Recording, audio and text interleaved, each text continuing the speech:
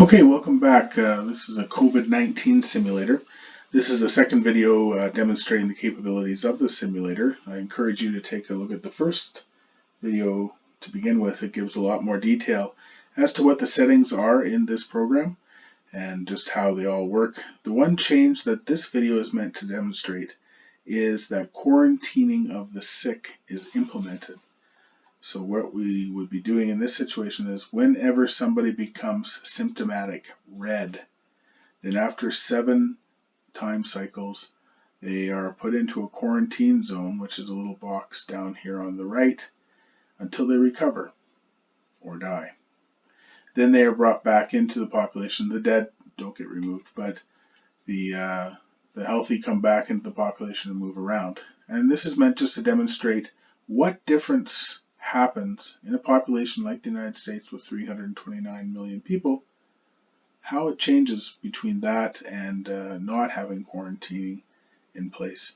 Every one of the other values from the first video remain unchanged. Randomness plays a part here, so enjoy. We'll start the simulation now. As you can see, we always start with a single person who's sick, and we've already passed on the infection. It's gone from 1, now we're at 4, and one of those people has gone shopping. Fortunately, there weren't as many people shopping at that moment as in the first video. Again, the central location is meant to be a place where people go shopping for groceries, or a central place where people would congregate. Maybe it's even a workplace, but the entire population does circulate through. You'll notice that a large portion of the dots have stopped moving because social distancing is now in effect. That's indicated by this green dot here. And you can see the quarantine zone is filling up with everyone who is asymptomatic, not instantaneously. Again, it takes 7 time cycles before people are notified, warned, told, aware, capable of going into a quarantine zone. The quarantine zone here isn't meant to be like a jail or some hospital. It's meant to be simply a representation where they leave the public space, if you will.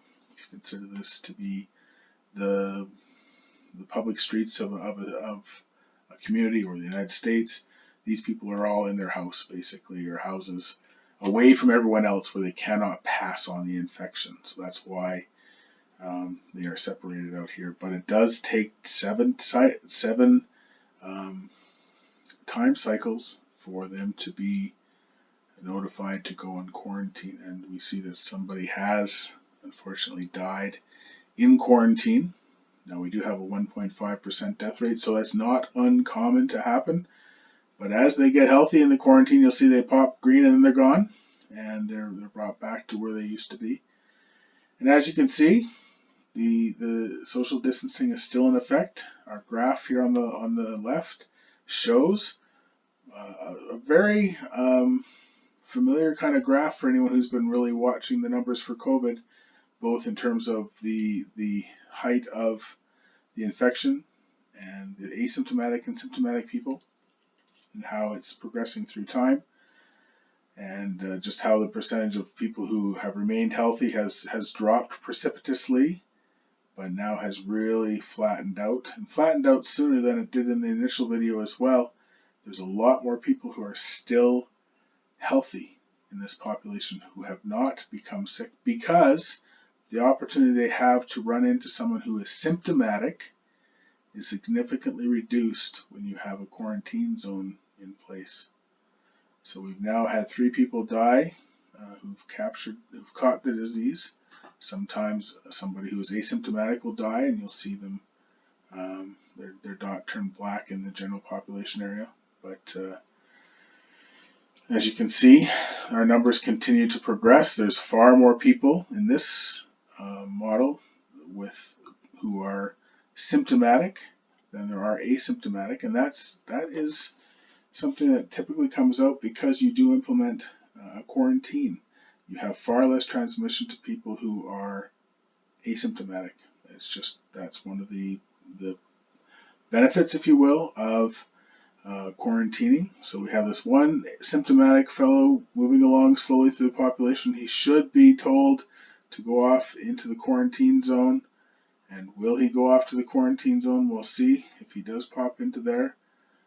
Not everyone obviously obeys a quarantine, and maybe this is a person in the population in the simulator who does not and continues to represent a risk to the healthy people around him as he goes about the population. So far, he has not passed it on to the two blue dots he's bumped into in the last couple of seconds. If he does recover, or when he does recover, it looks like he is the last infected person in the simulation, so the simulation will stop if he does recover without passing on COVID to a healthy person in the simulation. So it's almost like you can focus on this one guy and see how he moves through the population, and does he pass it on, or does he get better? He's certainly having a lot of